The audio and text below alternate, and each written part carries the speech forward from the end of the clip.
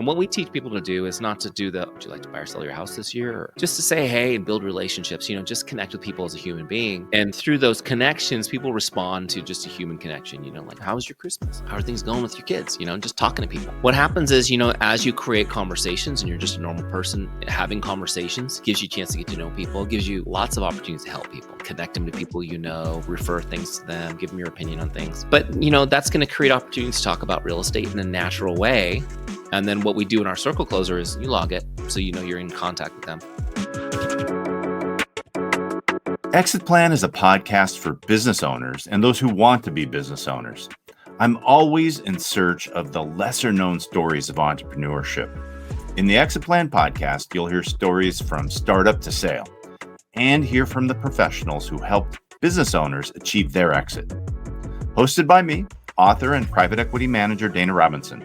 Along with my co-hosts and guests, you'll hear real stories, tips, and tools that will help you plan for the exit you want, whether you are still working at a day job or running a business. Let's get started with this episode of the Exit Plan Podcast. This is Dana Robinson with the Exit Plan Podcast, coming to you with a guest today, Eric Johnson, a longtime friend, colleague, and client of mine who is a serial entrepreneur and has created software and consulting businesses that support entrepreneurs.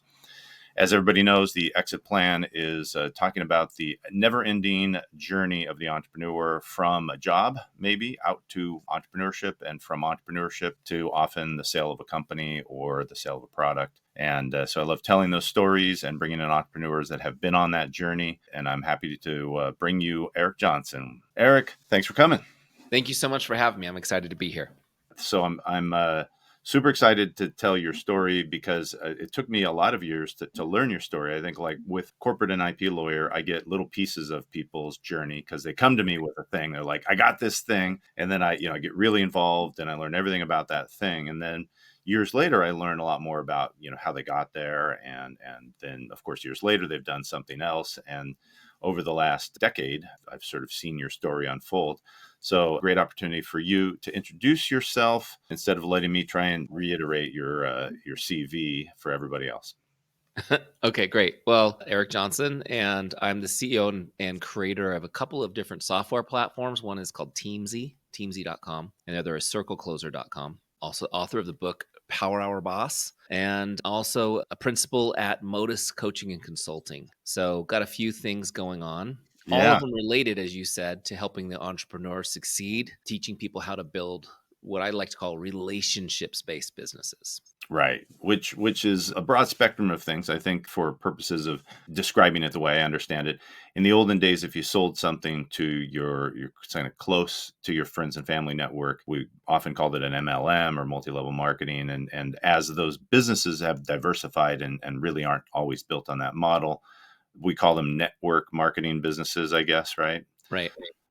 And one of the areas that you've become a specialist in that I don't think everybody really realized was a network marketing business is real estate, right? Becoming a real estate agent or broker is a business built on the network that you have or that you build. 100%. Well, the truth is any successful business is based on the relationships you build. I think real estate was one of the first entrepreneurial type businesses where people figured it out right away that, oh my gosh, I've got to, I think real estate invented the term sphere of influence. And they really honed in on the fact that, oh my gosh, these relationships that I have, I need to build and deepen if I want to see my business grow. But these are principles that are timeless, really, for any type of business. And over the past 20 some years that I've been a coach, talked to just about every kind of business owner there is. It's all about increasing their network of relationships and deepening the trust with those people if they want to grow the business. I love that.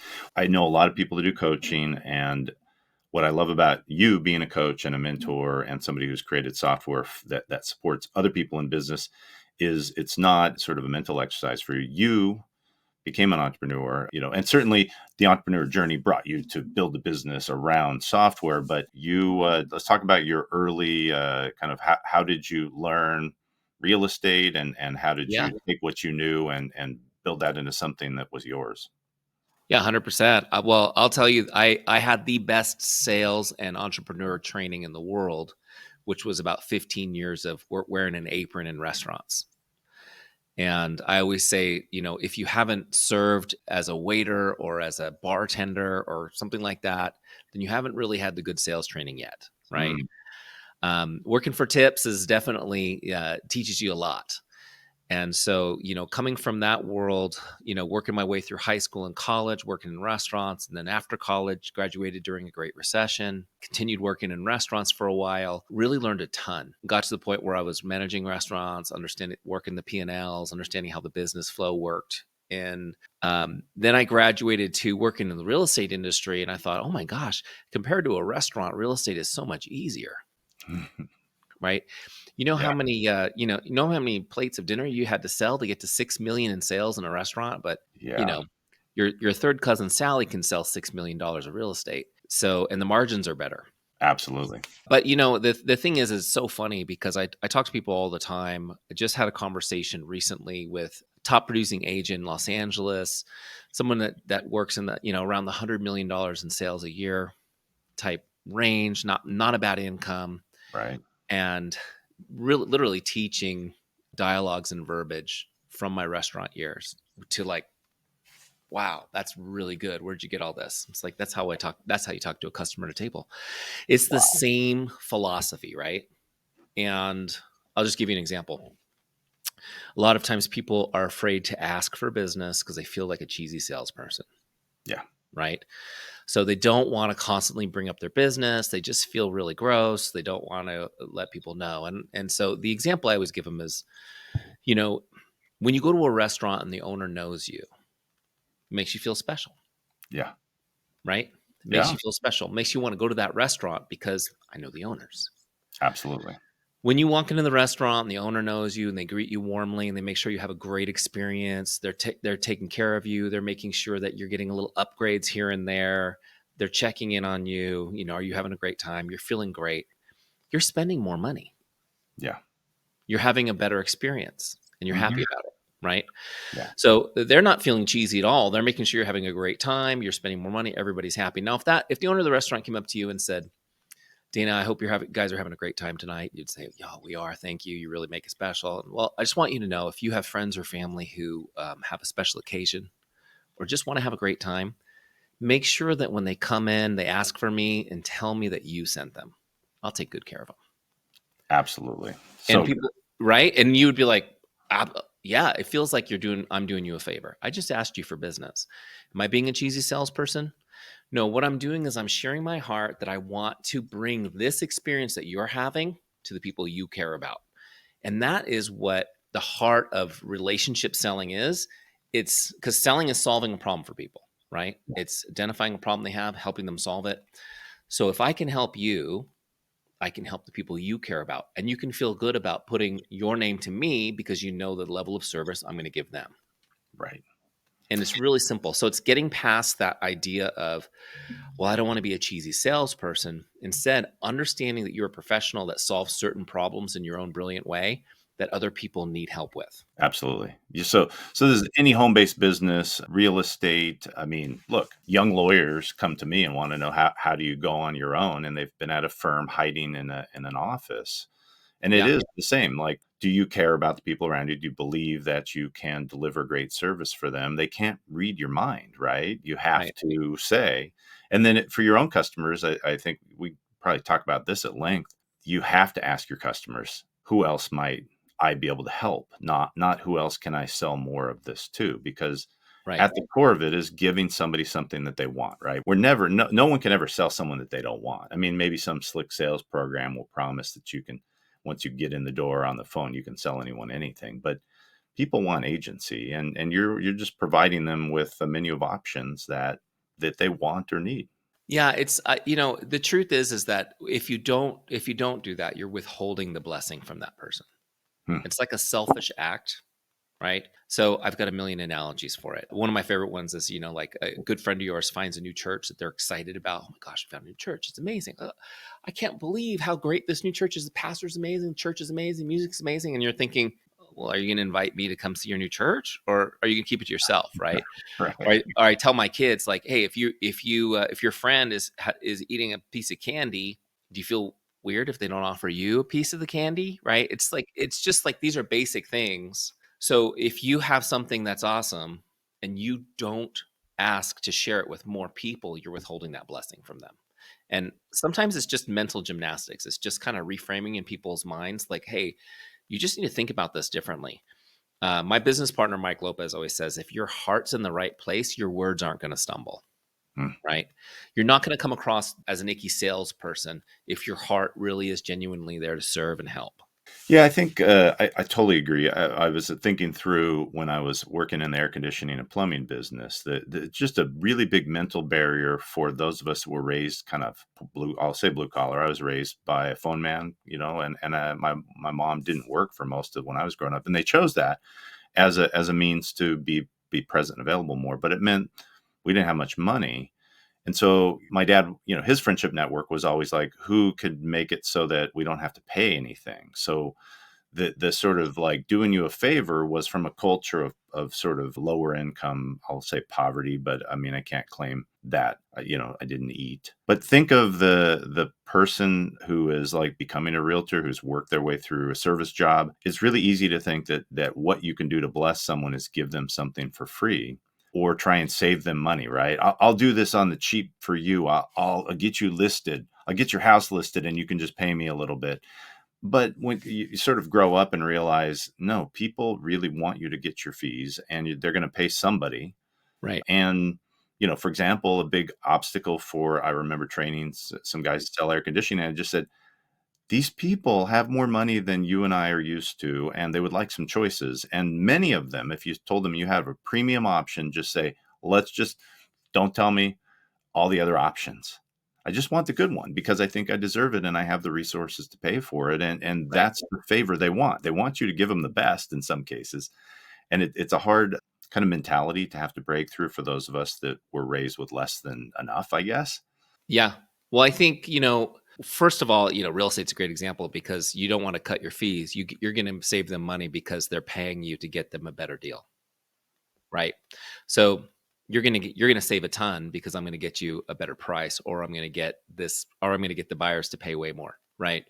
So you're going to, every penny that you're paying me is going to earn you tenfold. So you're good. But I think, you're right. It's understanding the value that you have and that people are willing to trade treasure for value, but they are loath to do it with someone they don't know and trust.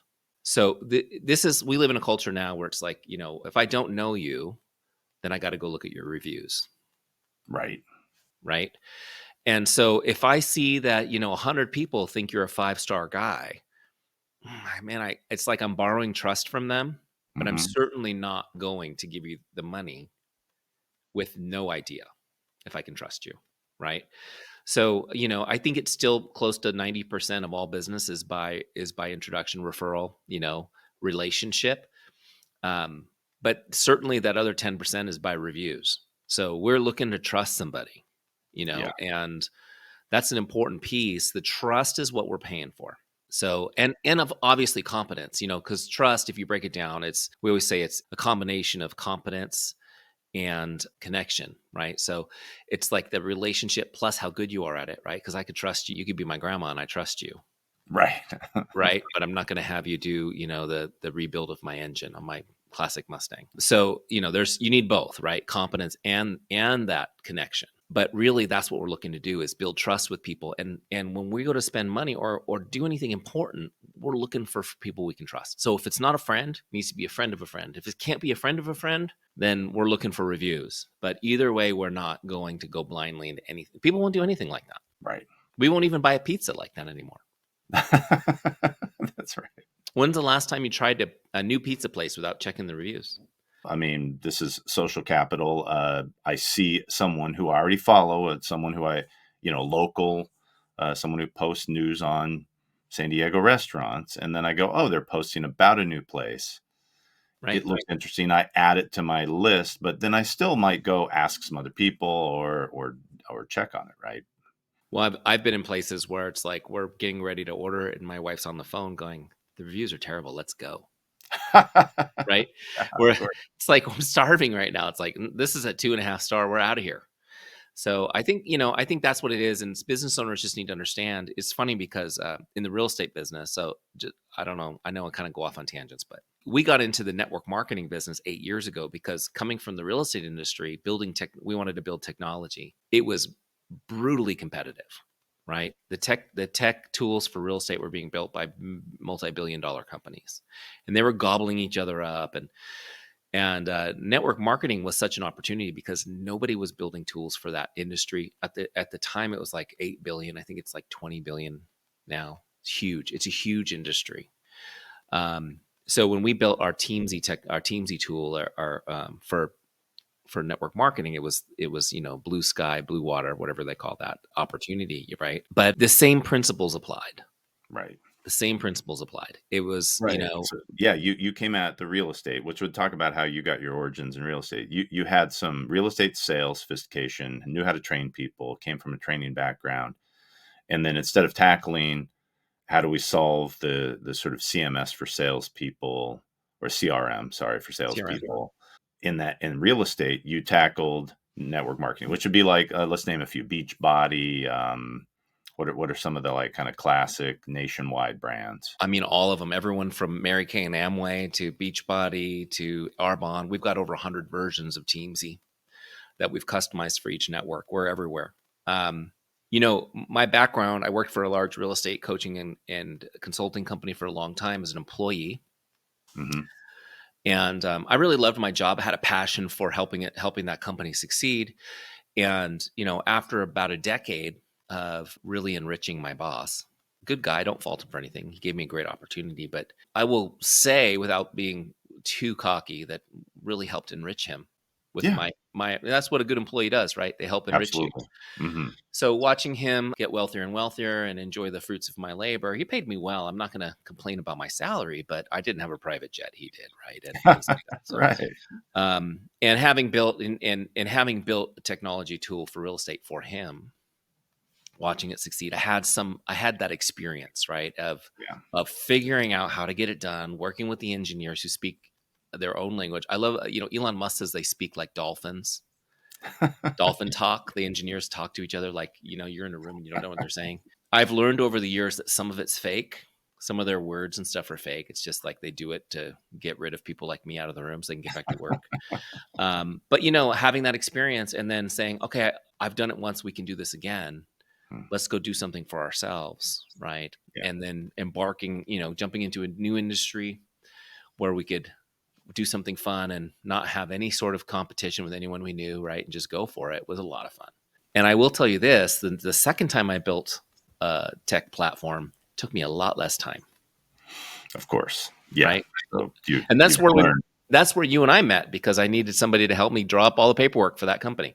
Yes. Yep. Right. Yep. You and that was for you new to partnership, probably, right? That was you had taken. Yeah. So the entrepreneur journey, this is an observation I made years ago. So when I started podcasting, Nate and I grabbed every entrepreneur we knew and kind of grabbed their stories. And one of the themes that came out to us was almost everybody's first business, not necessarily the one that hit big, but the first one that gave them some freedom, basically took what they learned from their job and they said, right. Yeah, you know what? But it was almost always someone who got really ambitious. They ingratiated they lined their boss's pockets for many years. But the trade-off was that they came away with the skills, relationship capital, just an intuition about the business. And then when they stepped into that business, even though you didn't have your sea legs about corporate partnership, IP law, all these other things that sort of come along later, you were competent and confident to walk into that role and say, I know what I'm doing here. I'm going to do this thing.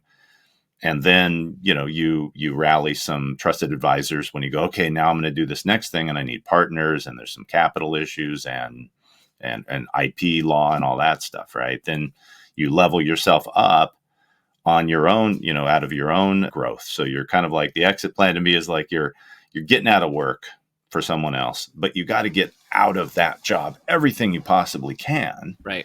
Because again, you look back and you don't really resent your old boss, but if you would have stayed a little longer, you might. You leave when it's time, and you take those skills and then with each business, you're going to have some hard lessons, right? 3 years to develop a software instead of 6 months is pretty common theme I've heard. And so talk us through you got your first software platform done, and then was Teamzy the second one then? Teamzy was the first one I did for myself. Okay. So And then the first one I did was for my old boss, and that still exists and makes him money, which is great. God bless him. Yeah, I was an employee. I had the role of director of product development or something like that at that time, and built that out. What I had going for me was I knew who I wanted to work with, and so I was able to pick a few of my team and had them exit with me. And so we already knew each other. We already trusted each other. We already had been through some of the challenges building stuff before. And so what I did to get my company going was, as I handpicked this team, 4 guys, I picked four people I knew and trusted. Each one brought a different skill set that I needed to get the business going. And I said, I'm going to split the company with all of you. We win together, we die together. And so the only thing that I asked was that, you guys make me CEO. We'll work as a team, but I'm bringing the idea. I'm going to market it. I'm going to build it. You guys are going to help me create it. And it worked, and the thing is because I didn't have any capital. I had no capital, leaving my job they gave me like a 2-month severance. Wow. And I think that was enough to pay your bill. Sorry. and it was good. I mean, I was glad to have that. Right. Because getting that part laid out gave me the confidence to go after it, right? And I had a mentor who said, good fences make great neighbors. Yeah. Right. So we wanted to make sure we had all that down. So now I had my dream team, and it was, how fast can we bring this to market so all of us can make money? Nobody's getting paid. So that 3 years to develop software, it was like 9 months. These guys were animals. And we launched that. I did techie people, they like to be the first adapters, early adapters. So we created a whole beta test group. We promoted it. We started with Beachbody coaches because at the time I was doing a little side hustle there. That's what inspired me to do this. We did a little like a beta test where we were like, okay, if you want to be in the beta test, it's free, 90 days. You get in here. We created a community board. We want all your suggestions. And, we were constantly implementing suggestions, refinements, some stuff we thought was silly and we ignored, but there were some really good suggestions. We fine-tuned it. And after the end of the 90 days, we said, okay, here's the deal. If you like it, you can subscribe. We're going to give you a special founder's rate. And the day we turned on our credit card collection service, we had like 350 people subscribe. Wonderful. And I was so excited because, it's like when somebody pays for something, you're like, wow, this is a real thing. Absolutely. Right. Yeah. And that was really exciting because that was like, it was enough money on day one that it kind of like replaced the little bit of investment we had put in.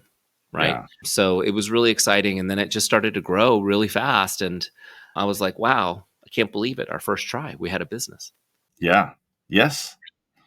So yeah, that is. And I mean, I've seen so many businesses, they fall apart over ego, conflict. They're like bands, right? The garage band and the garage business tend to have who's the leader. And you did probably a lot of the real de-risking was being sure that you were all aligned and different talents and probably some of that sitting down and making everybody feel like, okay, we have our fences. Everybody has their turf.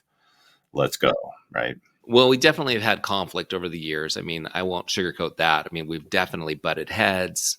We've said unkind things to each other. We've been pissed off at each other. I think that is the normal. I think that's normal. I mean, the thing is being grown up enough to come back from that and say, hey, sorry, I lost my cool. Do have tons of respect for you. Let's talk this out. Let's get on the same page.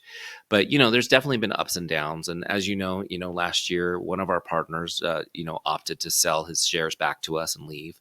But it was amicable. It was just time to do it. So that is a thing. Mm-hmm. I mean, I think you need to be aware of that. One of the things that we've tried to do is because we don't work together in a brick and mortar location. Mm-hmm. We're all at home. I mean, my whole thing was I'm at home right now, right? I'm in my office right now. I wanted to be home with my kids. Working for somebody else, I enjoyed my job, but I didn't enjoy the fact that I felt like Fred Flintstone. coming home from the quarry, seeing the kids at dinner, and that's it. It was like, I didn't want that traditional role. I wanted to be able to be around my kids and my wife and enjoy this time. Yeah. Because I know it's gone soon, and then it's like, then I'm empty nester. I wanted to enjoy it while I was still a young man. So we're all remote and virtual. And, for a time we all lived in the same city. And so we would have lunch, but then, people move away and they buy it, you make some money.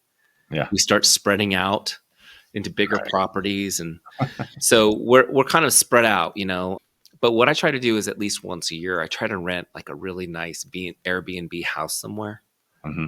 And we get together for a weekend and we do some planning. We do some brainstorming. We drink some bourbon, Mm-hmm. we hang out, we kind of reconnect, and just be dudes hanging out together and who own a business together. And it kind of helps reset the relationships, and all the little, it's like, I've got kids, they get under each other's skin, but they're siblings. They love each other.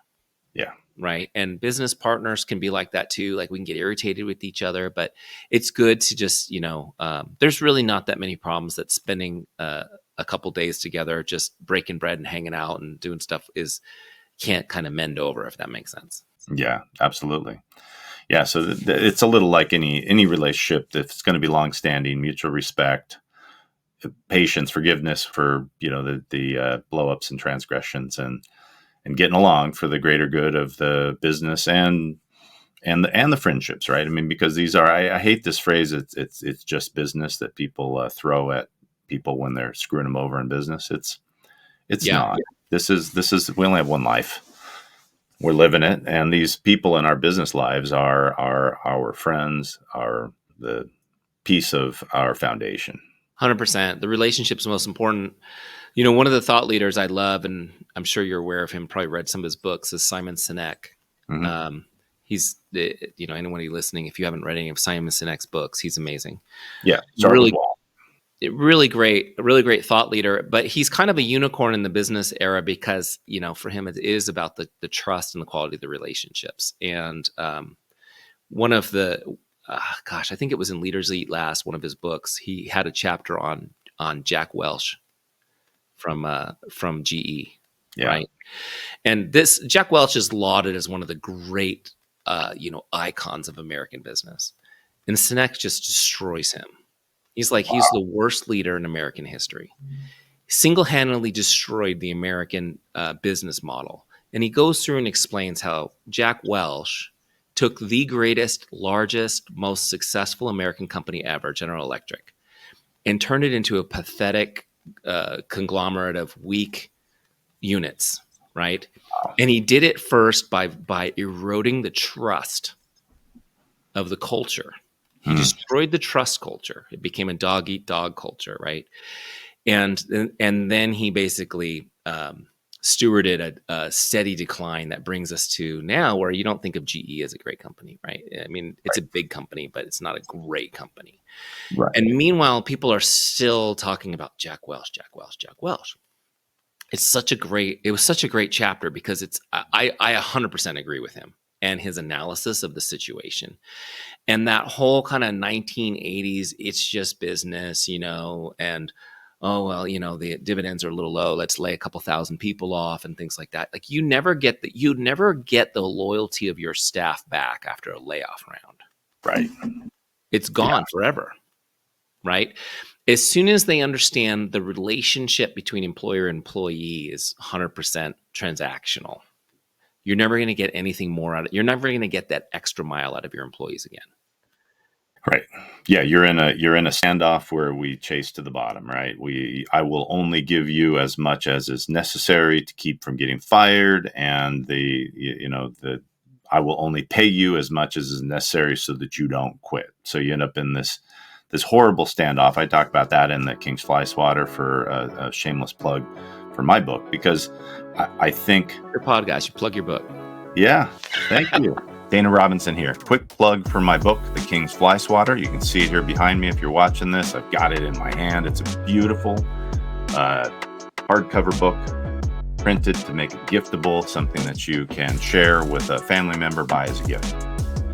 So this latest book It's a fable about a person who has a really crappy job.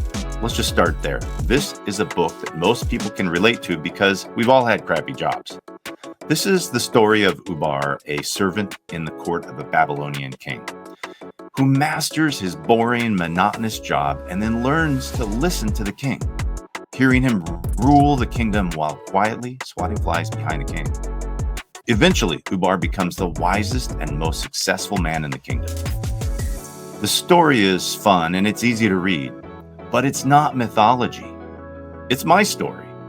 And as I shared the idea with colleagues and friends, I learned that it was their story. And guess what? It's your story.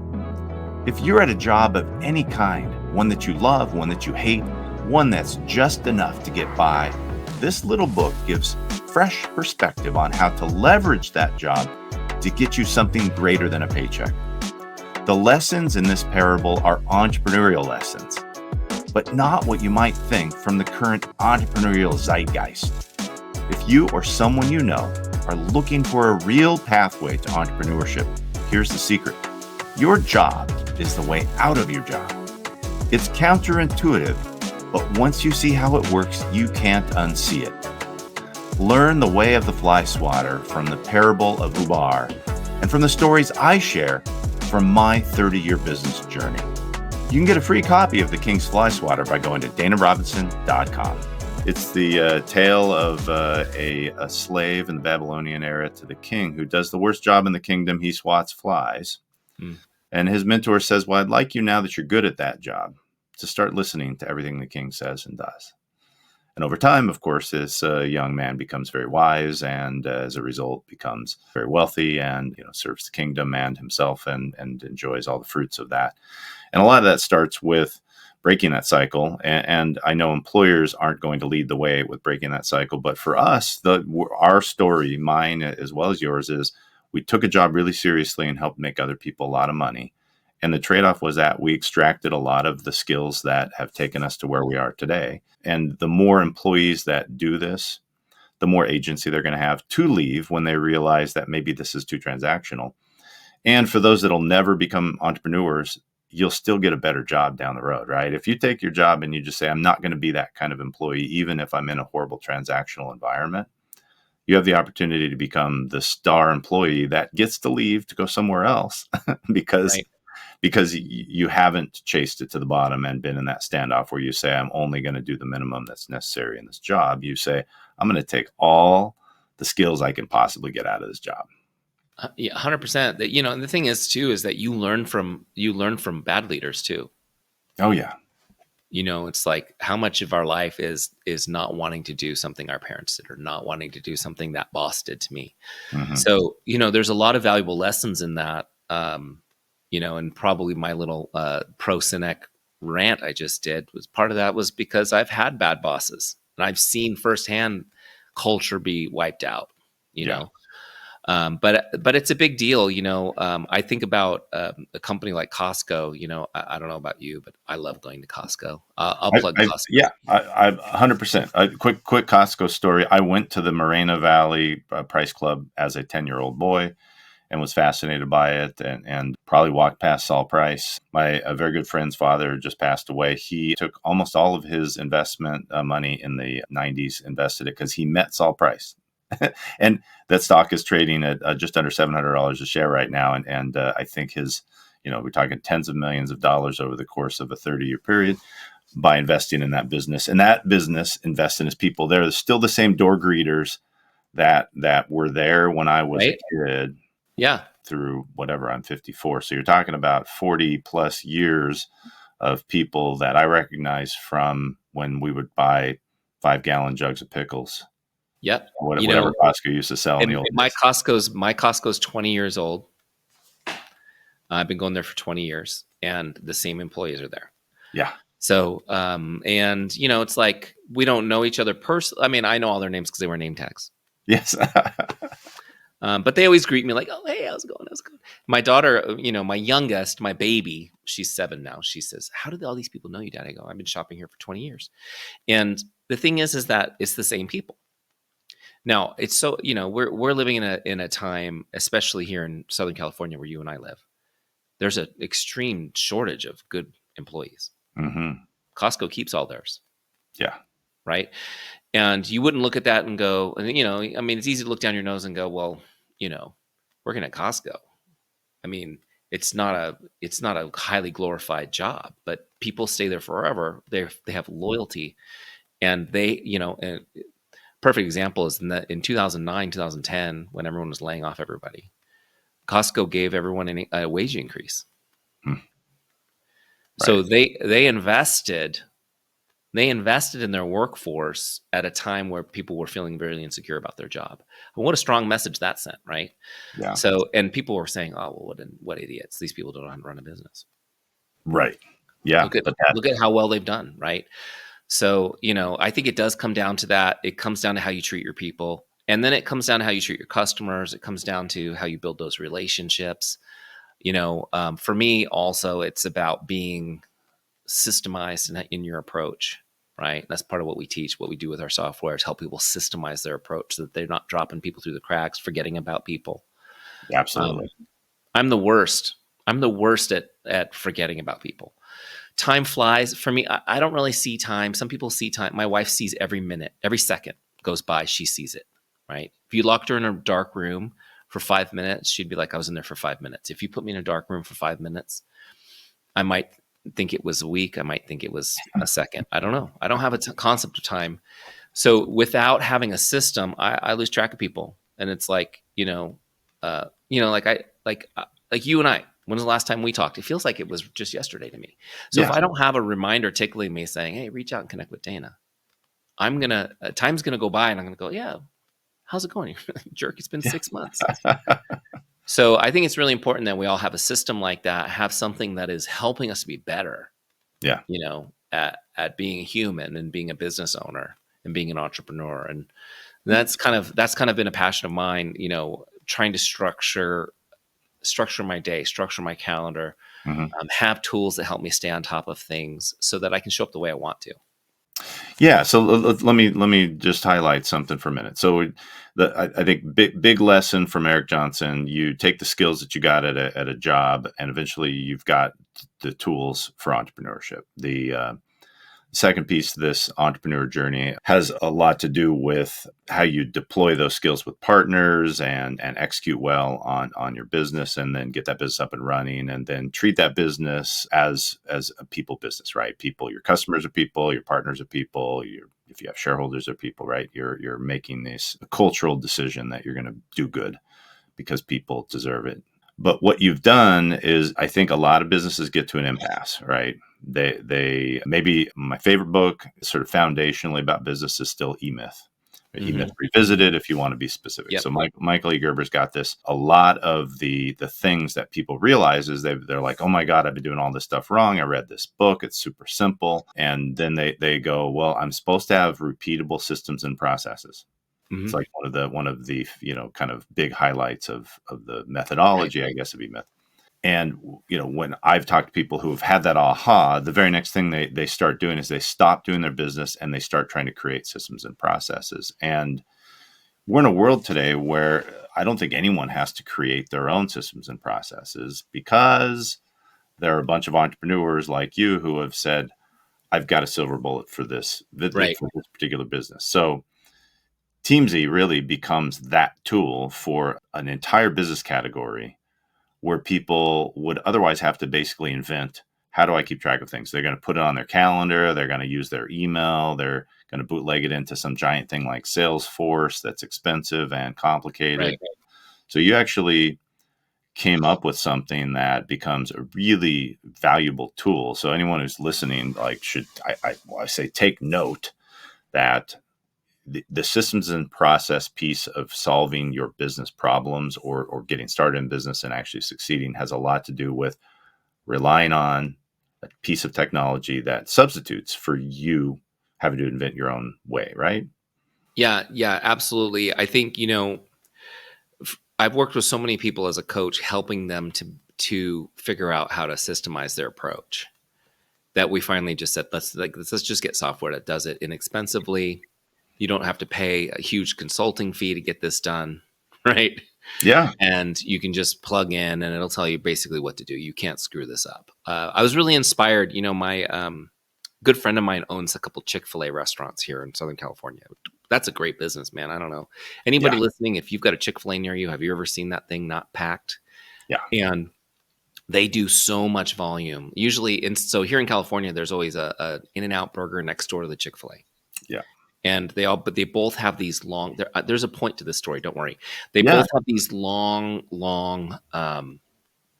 takeout lines. Mm-hmm. The main difference is that Chick-fil-A's line is sailing. Yeah. So they do 2 to 3 times the volume that In-N-Out does. And In-N-Out, to their credit, the reason why is because they will not put the burger down until the order's in, right? Yeah. Even though, I'm a logical thinker. So even though I can see 19 cars in the drive-thru and the only thing I sell is hamburgers. So the logic is they're here for hamburger. Yes. Like you could probably get away with putting a few down. I'm just saying. So Chick-fil-A has a system, right? Everyone learns it. They take these young people, they teach them how to make sure they're smiling and happy. They all follow the process. The service is great. But one of the things they have, people don't realize they have this. They have this predictive software that measures the volume of food by the minute. Wow. So what it does is it says, today's January 15th. Last January 15th at 11:52 a.m., we were selling 18 chicken sandwiches. So what happens is the longer that Chick-fil-A restaurant is there, the more data they have, and they have the trending data for this date. So my buddy who owns these restaurants, he says that the error rate is about 3 to 5% on this predictive program. Wow. So they don't even have to look out the window. They just start cooking. That's amazing. They just start cooking, and that is why you can get through the Chick-fil-A. So what always happens is I have 4 kids. So some of them want In-N-Out, some of them want Chick-fil-A. Okay, great. You two go into Chick-fil-A, and we'll get in the In-N-Out line, whatever. And usually it's like by the time the In-N-Out kids get their burgers, the other ones are already done eating. It's just that's the thing. So the point is what makes them so successful? It's the systems that they've put in place. Yeah. Right. So when you become I forget what they call them. I think they're called partners. And when you get to own the restaurants, mm-hmm. you don't create a system, right? You learn a system, right? So the next level is having a system that is so simple that you don't even have to learn it. It just kind of tells you what to do and you do it, right? And that's what Teamzy tries to do. It says, okay, well, here's who you need to connect with. And here's a text you can send and go do it. And you don't even have to understand the philosophy of what you're doing. Just do it and things will work out fine. Right. Yeah. I have friends that try to get in real estate. For example, a bartender, which is, to your point, is the perfect training ground for becoming a real estate agent. My wife has been in real estate for 20 years, but she was largely doing short-term rentals, which didn't require a license. I have a broker's license, so if we did anything, then it was covered under my real estate license. But she finally got her license about 4 years ago. And so she was commiserating with a bartender because he was taking the exam, I think, a couple months ahead of her. And then we kept in touch with him, and I think he felt lost. He got a license, and then he's looking for mentorship, a system, a process. I mean, there's so many people that are perfectly capable of becoming incredibly successful real estate agents that just need to step into the right practical training, because the training they give you to get your license is worthless. Right. Right. They need the sales training. They need kind of the kind of coaching and training that you offer, and they need just a system to plug in that just says, here's how we're going to do this. Yeah, I mean, if that bartender is still trying to figure out how to be a real estate agent, what he needs to do is go get on circlecloser.com, which is my real estate tool. Mm-hmm. And he can, in 5 minutes, he can sync his phone contacts into it. He can sync his Facebook friends into it, Instagram followers into it, and immediately have a huge database of relationships start working, and just follow the prompts and reach out to people. The only other thing somebody needs is a good broker who can back them up if they're new and make sure they're doing the transaction correctly.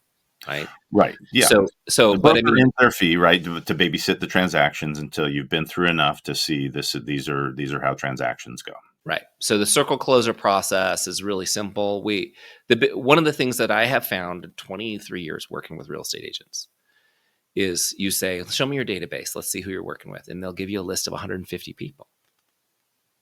It's like, that's not enough. Let me see your phone. You have 2,900 contacts in your phone. Why do you have 150 people on this database? What are you thinking? Well, those aren't my real estate database. Those are just people I know. You're not getting this, right? Do they live in homes? So, it's the first piece is them understanding that they have a huge sphere of influence. They're not thinking about social media contacts. They're not thinking about their phone contacts, right? Right. And then they're saying, well, I mean, I don't want to sync the pizza place into my database. It's like, how often do you eat the pizza there? Every week. It's like you're really not figuring this out. You need to be knowing that pizza owner. He probably knows your face, Right. As a customer. So go introduce yourself to him. Right. You know what I mean? Guy's probably looking for a house right now. So, it's just about understanding that. And then it's like, okay, well, what do I do with these people? Great. And that's what the system does. It says, okay, we'll reach out, text this person. And what we teach people to do is not to do the, hey, would you like to buy or sell your house this year? Or just to say, hey, and build relationships, just connect with people as a human being. Mm-hmm. And through those connections, people respond to just a human connection, like, how was your Christmas? How are things going with your kids? Just talking to people. What happens is, as you create conversations and you're just a normal person, having conversations gives you a chance to get to know people, gives you lots of opportunities to help people, right? Connect them with people, refer things to them, give them your opinion on things. But, that's going to create opportunities to talk about real estate in a natural way. And then what we do in our circle closer is you log, whenever you have a conversation with somebody, like you started a conversation, you log it. So, you're in contact with them. But then there's a special one called a real talk when you actually talked about real estate. So we figure like 20% of your conversations will lead to a real talk. Great. And then out of your real talks, you're going to generate a certain, 1 in 10 is going to generate a lead. And then maybe you're closing 1 in 4 leads. So now we can do math.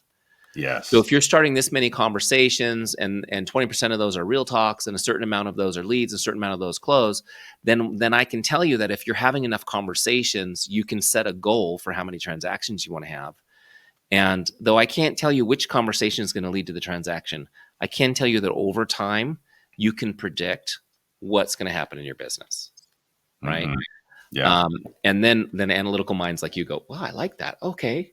So it's not just warm and fuzzy, being nice and sweet and loving to people, but there is a math to it. Of course there is. It's any business, right? It's any business. So, but I think somebody like your friend, the bartender, who's like, what do I do? How do I build this business? It's kind of funny because we actually had a booth for Circle Closer at the NAR National Convention in Anaheim several months ago, and they have this huge. I don't know if you've ever been to one of those NAR conventions. No, for the listeners, National Association of Realtors. It's the organization that owns the Circle R of the realtor word, realtor trademark. So the biggest national real estate organization. I have not been. They have this huge convention, and they have lots of meetings and stuff, but they do a trade show. It's a massive trade show. Probably the only trade show I've ever seen as big as the NAR Realtor Pavilion is like the LA Car Show, just to give you an idea of how big it is. Okay. And it's all booths, like my business, all booths trying to sell something to real estate agents because it's a lot of money. Yeah. Okay. But what's interesting is NAR, again, the National Association of Realtors, it's like the Teamsters, but for real estate. Okay. So they probably won't appreciate that comment, but that's what it is.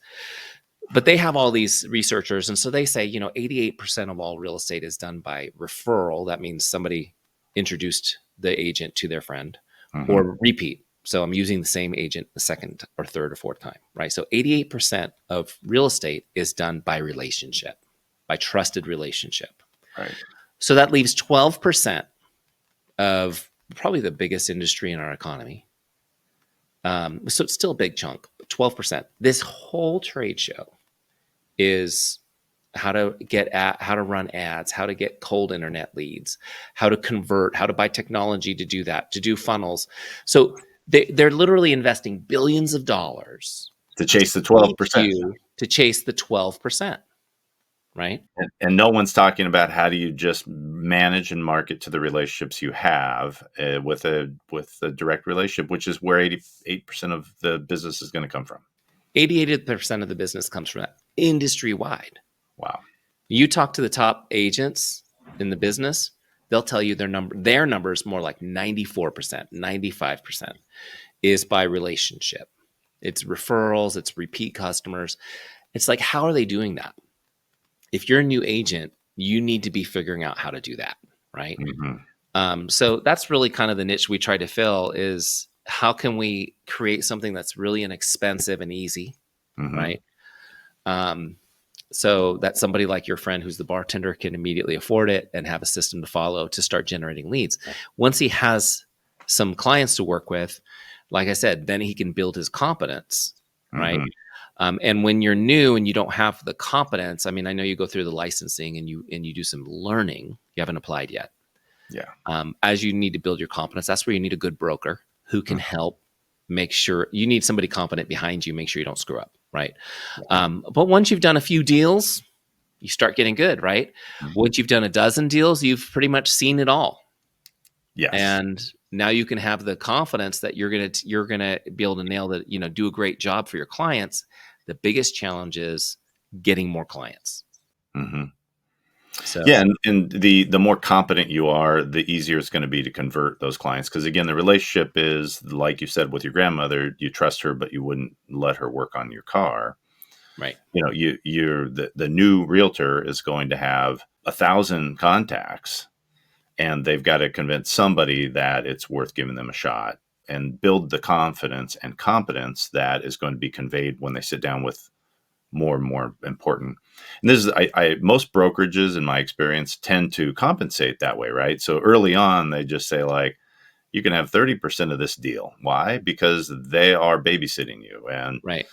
12 deals in, if you get a deal a month for a year, by the end of the year, you might be negotiating yourself to 60 or more, right? In terms Right. of your split with your broker, because the broker trusts you, and now you have the competence to land the deals. You don't need to rely on them as a relationship transfer, to convince somebody that you're the right person to handle their transaction. So the economics go up. Again, it's earn or learn. I think early on, you're in that position to just learn and get to a point where you have some control, and eventually, a lot of people choose never to become brokers and just to continue to work. The first agent that I learned real estate from was on a 95% commission with Coldwell Banker because she didn't want to be the broker, right? She wanted the umbrella, but she was so good and so seasoned that almost all of her commissions go straight to her.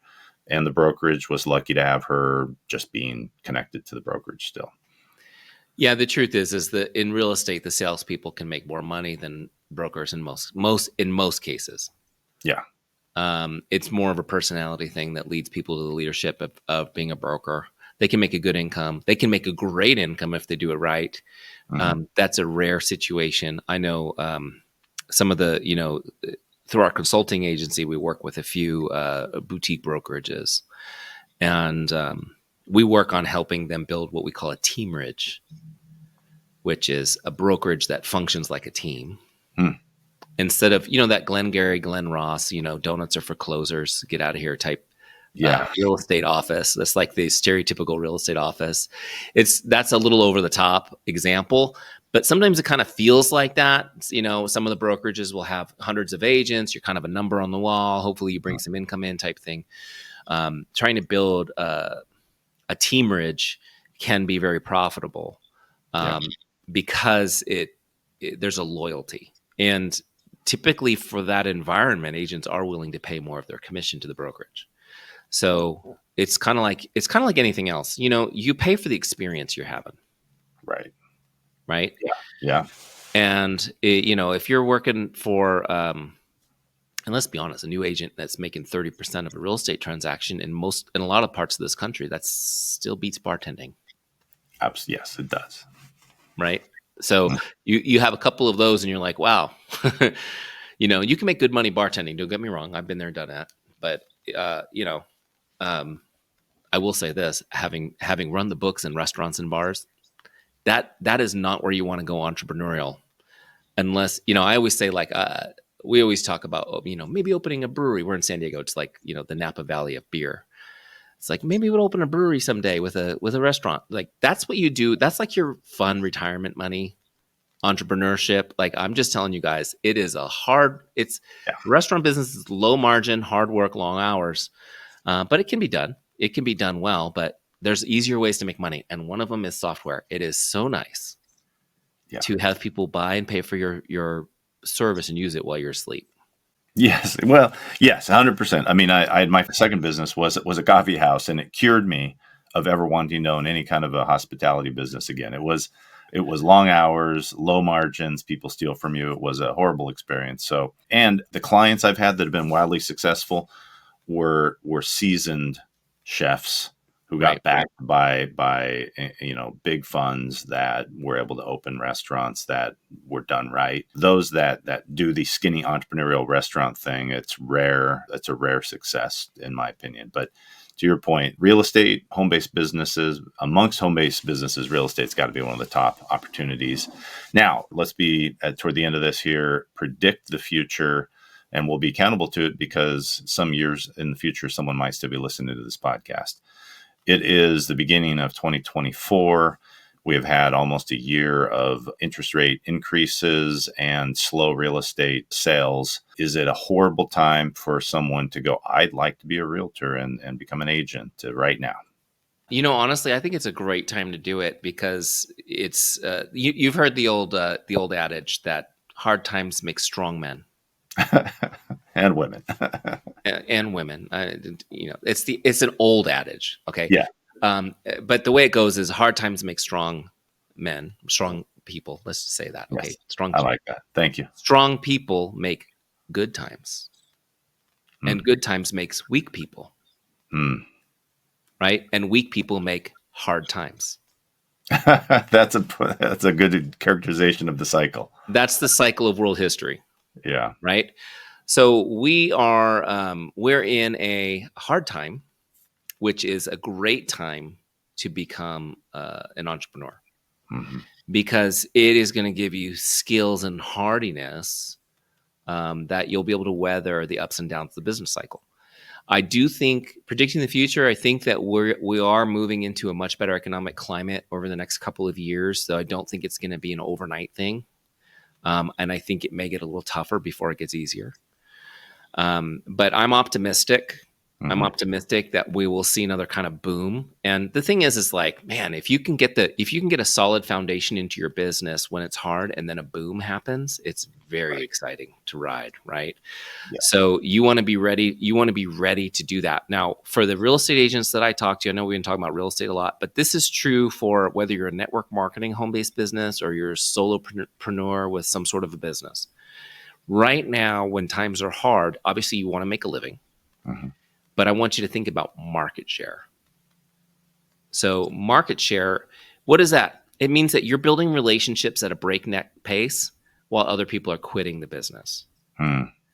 So you're building relationships, you're meeting people, you're getting out there, and you're understanding that I may not get a deal from this relationship right away, but I'm banking this relationship. I'm meeting more people. I'm expanding my database, my sphere of influence.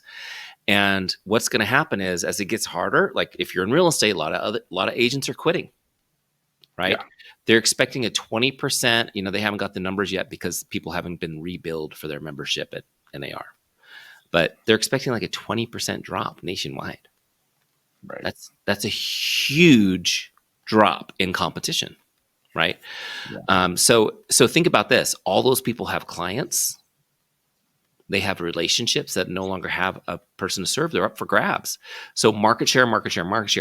If you're running a restaurant, I mean, Southern California was like, what was it? Like 70% of restaurants closed during COVID and didn't come back. So, I mean, think about the market share those that survived had. Yeah. They just expanded their the parking in front of their restaurant and put more tables out and filled them and added their capacity and had boom. So, I mean, my encouragement to everybody is don't look at, is this a bad time? if you're ready, go for it. If it's hard, work hard. What's wrong with hard work? Hard work is good for us. And remember what I said: hard times make strong people. Yeah. So this is your chance to be a stronger entrepreneur, to have market share when the tide turns, and just be ready, man. Just be ready. And the other thing is as you're building relationships, like think about systems. One thing that you said earlier, Dana, that I think was wise was don't stop building your business to build your systems. But think about the systems of how you will scale. If overnight your volume tripled, quadrupled, quintupled, how will you scale the business so that it doesn't fall off the rails? Like think about that, right? Yeah. We're actually working with a client who is a top loan originator, mortgage loans. And she's just amazing at it. And she's what we call you've probably heard this term, an unconscious competent. She's just good at it. And her dream is to have a team of loan officers who do what she does so that she can just make it rain and enjoy her life, right? That sounds like something we all want to do. Yeah. The problem is nobody else is good at it like her. So how does she teach people to be consciously competent like she's unconsciously competent? And so in her case, she gets it. I can't stop. I can't stop building my business. We're in a low point in the market. I got to work hard to make my money. So she works with my partner Mike and I. She just schedules 2 hours a week where during those 2 hours we like pull the systems out of her brain. Brilliant. Right? Yeah. And so she's like, she can just start on the dime and go, okay, where did we leave off? We left off here, and over the last 4 months, we've actually helped her write like a 45-page manual, right? She calls it her diamond standard of excellence. But the point is, like, she's not thinking about 7% mortgage rates. How in the world will I ever build my team like I want? Right. There's no mortgages, especially, very few. Like in California, we're on the coast here. Real estate it's starting to move again, but it actually stopped for a minute. Like the train came to a stop, right? And now it's trying to break that momentum and move again. She wasn't thinking like, well, woe is me. What should I do? Should I go work as a barista? She's thinking, I'm going to be ready to add 10 people to my team. So she's thinking that way, entrepreneurial, like I'm going to keep doing what I'm doing, make the living, make it through this season. But when this tide turns, I'm ready to scale. Right. So, it's interesting observation because one of my friends is a loan originator and a broker essentially. And he couldn't get the systems built during the high times because he was doing so much, right? Right. That then when the hard times hit, now is the time for those that are successful to say, okay, I couldn't scale because I was so busy. Realtor loans, what home-based business, I was so busy doing, go. Now is the time to say, okay, I'm going to do all that I can, which might be 1/10 of the production that you were familiar with. But now is the time to build so that when the floodgates open again, you're ready for it. And probably a good opportunity for those new realtors that have been thinking, well, I wanted to get into this when it seemed like easy money. If you really want to do this, at scale, I know almost no other businesses where someone can get qualified in a matter of months, get training, a wide variety of training like yours, inexpensive software, literally be self-employed. And in a business that if they do one deal a month, make more than an average wage. And during that time, do open houses, find someone else and just say, I won't take anything. I'm going to just get business cards and hand them out at an open house and show your houses to someone who's got more houses than they can have open houses for.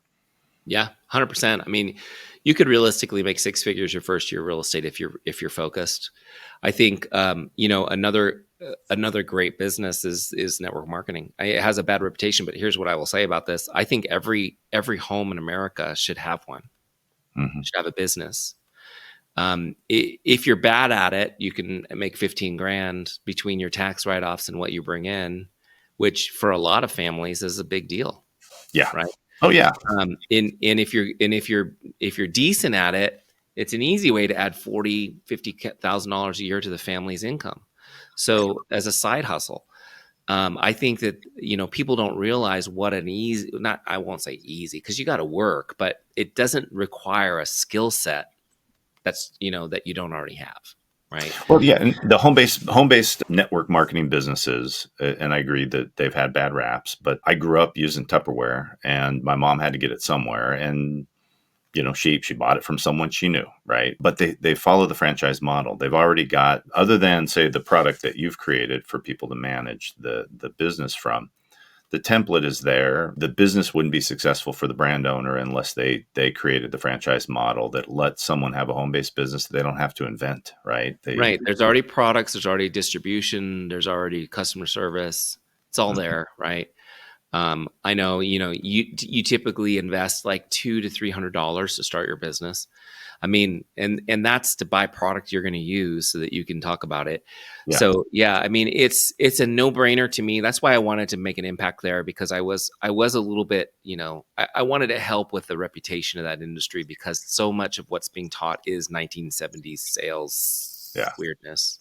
So I wanted to teach people like, hey, just be a real person, help your friends and family, find a product that you can get passionate about, and we've all got different stories, whether it's weight loss, whether it's health, whether it's, getting rid of toxic chemicals in your home. Like there's lots of different areas that skincare. I know women are crazy about their skincare. I mean that in a good way.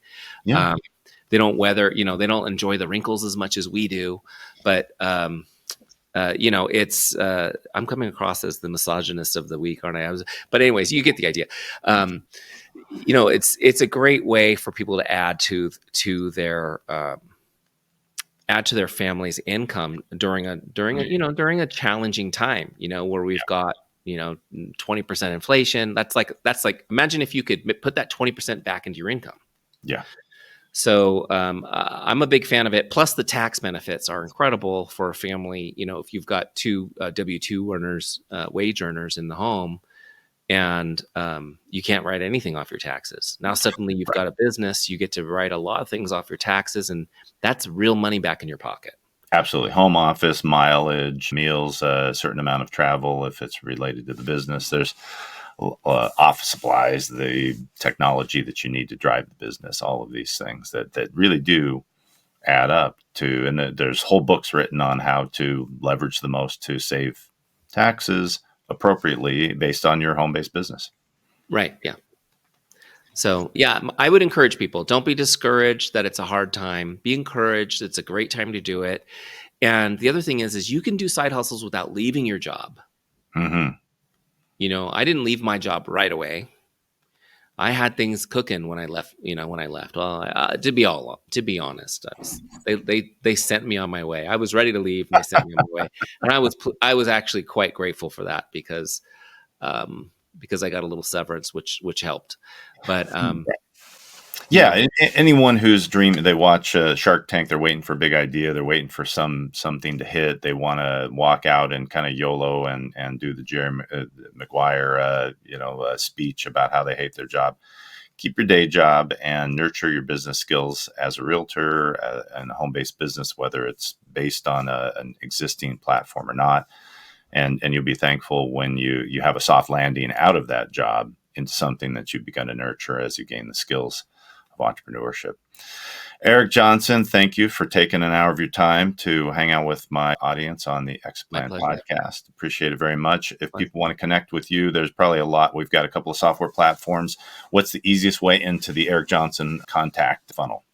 You can probably find me pretty easily on LinkedIn, because I have kind of a generic name on other social media platforms. It may take you a minute to find me, but teamzy.com, like TEAMZY.com, or circlecloser.com. You'll find those software platforms, and you can message me there too.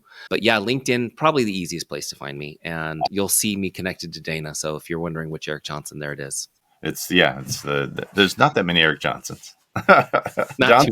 Johnson is the number one most popular Anglo last name. Right behind it is Jones, which means Johnson in Welsh, and then Robinson. So yeah, there we go. Representing the most common old British names. But Anyway, great to have you, Eric. And for everybody else, don't forget to stay in touch with me. Email questions, comments, anything you'd like to hear or see to hello@danarobinson.com. Thanks for coming. Bye, everyone. Thanks for joining me on this episode of the Exit Plan Podcast. I'd love to hear from you.